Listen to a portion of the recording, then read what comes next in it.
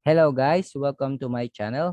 This is AJTV, kung saan ating pag-aaralan ang mga pangunahing kaalaman at konsepto na may kinalaman sa matematika. And for today's video, we're going to talk about division of polynomials.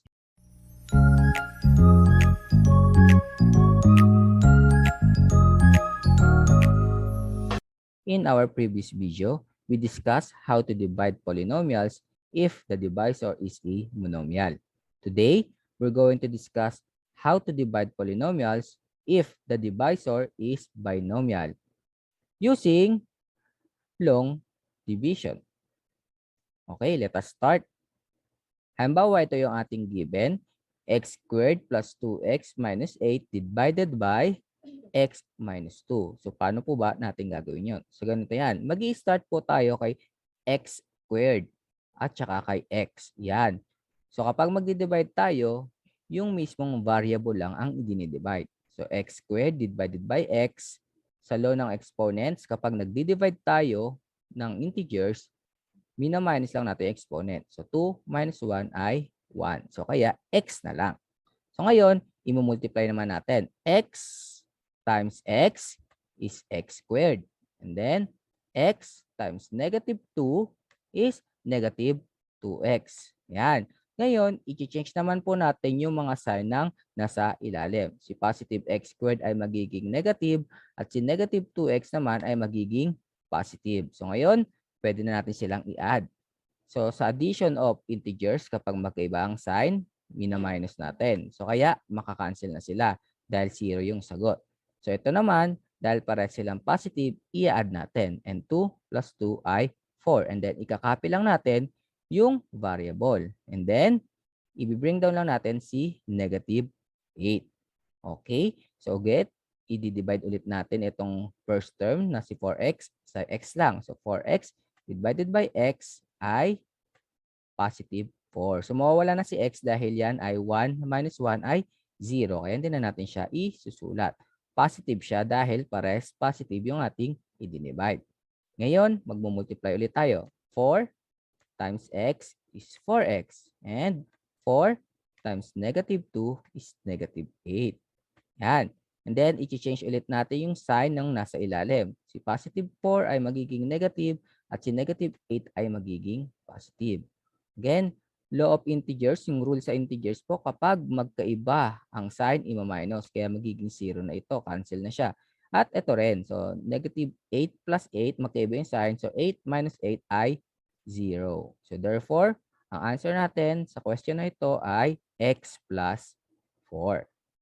Another example, 2x squared minus 5x minus 1. Again, mag-start muna tayo kay 2x squared. I-divide natin siya kay x. So, 2x squared divided by x ay 2x na lang.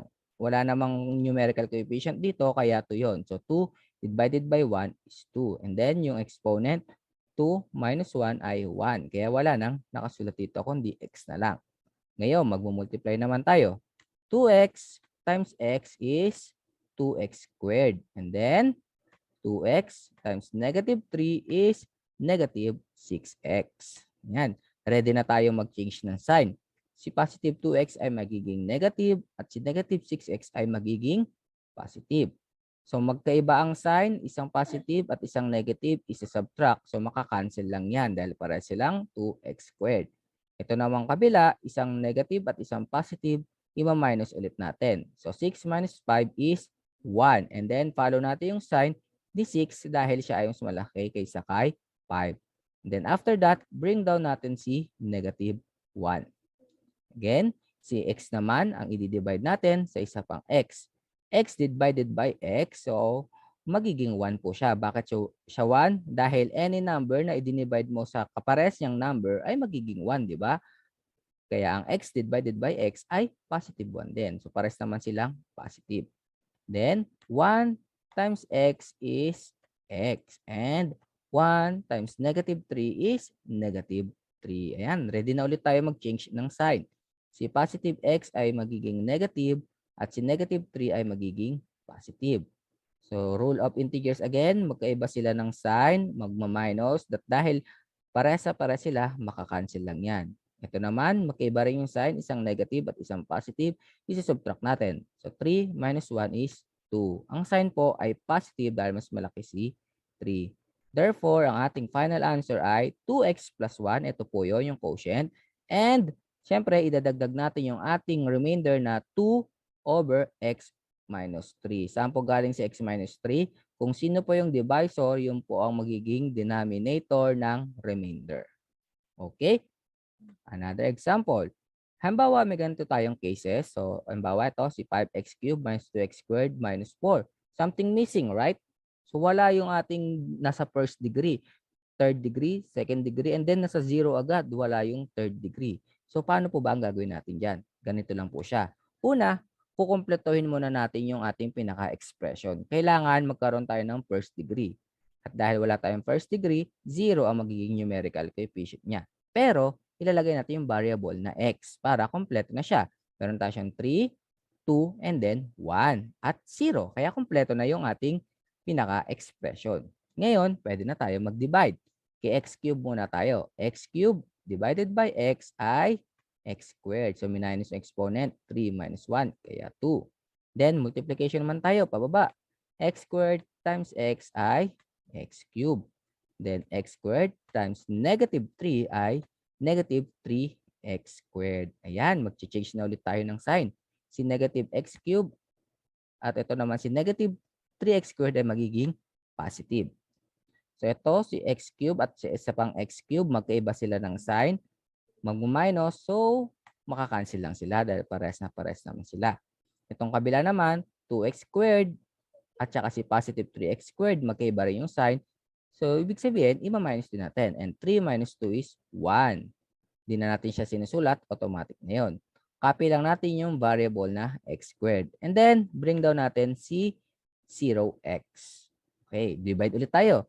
Si x squared naman at saka si x. Ano ang answer dyan? Okay, positive x. And then, magmumultiply ulit tayo. X times x is x squared. X times negative 3 is negative 3x. Ngayon, ready na ulit tayo mag-change ng sign. Si positive x squared ay magiging negative at si negative 3x ay magiging positive. So dahil magkaiba ang sign na itong dalawang tong x squared na ito, makakancel lang sila. Ito namang si 0x at si 3x dahil parehas yung sign, i-add natin. And 3 plus 0 is 3. And then copy lang natin yung variable na x.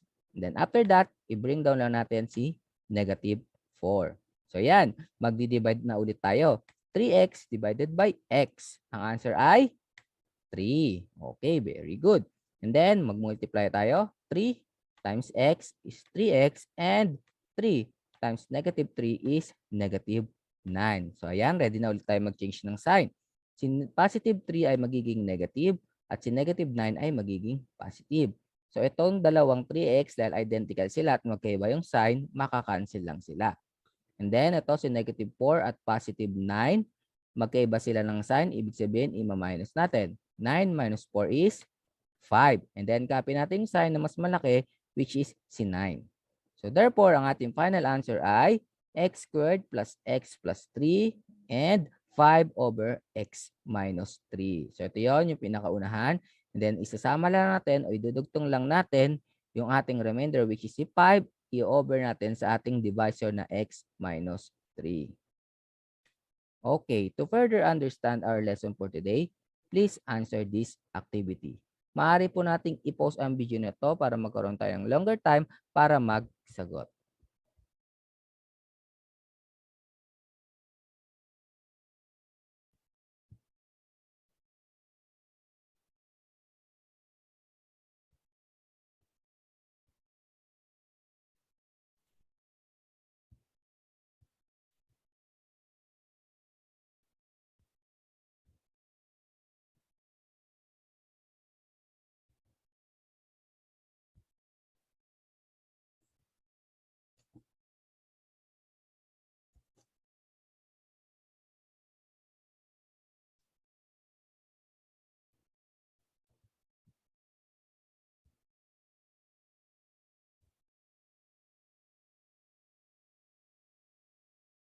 Okay, let us check. Start tayo kay number 1. x cubed plus 4x squared plus 5x plus 2 divided by x plus 1. So, ganito po ang magiging answer niya. Paano po siya naging x squared plus 3x plus 2? Isa-isahin natin. So, una tayo kay x cubed divided by x. So, minus natin yung exponent. 3 minus 1 ay 2. Kaya meron tayong x squared dito. Kaya ngayon, mag-multiply tayo. Si x squared multiply by x ay x cubed. X squared multiply by 1 ay x squared. So, plus yon dahil plus din naman yon at plus din to. Ngayon, mag-change tayo ng sign. Si positive x cubed magiging negative at si positive x squared ay magiging negative din. So, since para silang x cubed na magkaiba yung sign, makakancel lang siya. Ito naman, isang positive, isang negative, ibig sabihin, ima-minus natin. 4 minus 1 is 3. Then, copy natin yung variable na x squared. Then, bring down natin si 5x. Ngayon, mag-divide ulit tayo. Si 3x squared divided by x, minus lang natin yung ating exponent. So, magiging 1 na lang. Kaya, wala na tong exponent dito. So, ito naman, 3 divided by 1 lang. Kaya siya 3. So, 3x yung sagot natin dyan. Ngayon, mag-multiply tayo. 3x times x is 3x squared. And 3x times 1 is 3x. And then, mag-change ulit tayo ng sign. So, si positive 3x squared magiging negative at si positive 3x ay magiging negative din. So, itong dalawang to, para silang 3x squared, identical na magkaiba yung sign. Ibig sabihin, makakancel lang sila. Ito naman, si positive 5x at si negative 3x, magkaiba yung sign. Ibig sabihin, ima-minus natin. 5 minus 3 ay 2. And then, copy lang natin yung variable na x. Ngayon, i-bring down naman natin si positive 2. At magdi-divide ulit. 2x divided by x ay 2 na lang yung matitira. Kasi ito ay may 1 na exponent, ito may 1 din na exponent. So, 1 minus 1 is 0. Kaya wala na tong variable. Ngayon, multiply ulit. 2 times x ay 2x. 2 times 1 ay 2. Ngayon, mag-change naman tayo ng sign. Si positive 2x magiging negative 2x at si positive 2 ay magiging negative 2. Okay. Ngayon, i-minus na natin sila. Ito, magkaibang sign, ibig sabihin magma-minus. At dahil identical sila, makakancel lang sila. Ito rin naman, isang positive 2, isang negative 2, kung i-minus natin, magiging 0 na siya. So, ang ating final answer for this one ay x squared plus 3x plus 2. Okay, for number 2, meron tayong x cubed plus x squared minus 6x divided by x minus 2. So, ganito po ang mangyayari dyan. Simula ulit tayo kay x cubed divided by x ay x squared. And then, multiply x squared times x ay x cubed. X squared times negative 2 ay negative 2x squared. And then, change natin sign. Si positive x cubed magiging negative. Si negative 2x squared magiging positive. So, itong dalawang x cubed, dahil identical sila at magkaiba ang sign, makakancel lang sila. Ito, pares na yung sign nila, pares positive, ibig sabihin i-add natin. 2 plus 1 ay 3. And then, copy natin yung variable na x squared. And then, bring down negative 6x. Divide ulit. 3x squared divided by x ay 3x na lang. Bakit po 3x? 3 divided by 1 ay 3. And then, yung variable 2 minus 1 ay 1. Kaya wala na pong exponent dito. Ngayon, multiply tayo. 3x times x ay 3x squared. 3x times negative 2 ay negative 6x. Ngayon, mag-change na ulit tayo ng sign. Si positive 3x squared ay magiging negative. Si negative 6x ay magiging positive. Etong dalawang to ay parehas na parehas at magkaiba lang yung sign. Ibig sabihin, makakancel sila. Katulad din nitong isa, si 6x at saka si positive 6x, magkaiba sila ng sign. So, ibig sabihin, ima-minus natin, kaya ang remainder ay 0. So, ang ating answer for this one ay x squared plus 3x. Okay, next number, x cubed plus 3x squared plus 2x plus 24 divided by x plus 4. Yan, ganito po ang magiging sagot niya. Simula ulit tayo kay x cubed divided by x ay magiging x squared. Then x squared times x ay x cubed. X squared times 4 ay positive 4x squared. Then change natin yung sign. Si x cubed ay magiging negative x cubed at si positive 4x squared ay magiging negative 4x squared na. Itong dalawa ay parehas na parehas, identical sila pero magkaiba yung sign. So ibig sabihin makakancel lang sila. Then, ito, magkaiba yung sign. Ibig sabihin, ima-minus natin. 4 minus 3 ay 1. Kaya wala tayong numerical coefficient sa answer natin dito. And then, copy lang natin yung variable na x squared. So, bakit po siya naging negative? Kasi si 4 ay mas malaki kay 3. At ang sign ni 4 ay negative. Kaya negative din siya. Then, bring down natin si positive 2x. Ngayon, magdi-divide na ulit tayo. Negative x squared divided by x ay negative x na lang. 2 minus 1 kasi, kaya 1 na lang yun. Okay, ngayon, multiply ulit. Negative x times x ay negative x squared. And negative x times 4 ay negative 4x. Ngayon, mag-change ulit tayo ng sign. Si negative x squared magiging positive. Si negative 4x ay magiging positive din. So, ito, isang negative at isang positive na identical, makakancel lang sila. Ito naman, para silang positive, ibig sabihin, i-add natin. 2 plus 4 ay 6. Then, copy natin yung variable na x. Ngayon, ibababa na natin si positive 24. Divide ulit tayo. 6x divided by x ay 6 na lang. Kasi ito ay may 1 at may 1 magiging 0. At dahil 0 na yung exponent niya, hindi na natin siya isusulat yung variable dito. Ngayon, mag-multiply tayo. 6 times x ay 6x and then 6 times 4 ay 24. So ngayon, change ulit tayo ng sign. Si positive 6x ay magiging negative 6x. Si positive 24 ay magiging negative 24. Itong dalawang to identical ulit na magkaibang sign, ibig sabihin makakancel. At itong dalawang to, magkaibang sign, ibig sabihin i-minus. 24 minus 24 is 0. Kaya wala tayong remainder. So ang ating answer ay x squared minus x plus 6. Okay. So, nakuha po ba nating tama ang lahat ng sagot? Mahusay. Okay. So, that's all for today. Sana po ay mayroon ulit tayong natutunan para sa ating aralin sa araw na ito. Muli, this is AJTV, kung saan ating pag-aaralan ang mga pangunahing kaalaman at konsepto na may kinalaman sa matematika.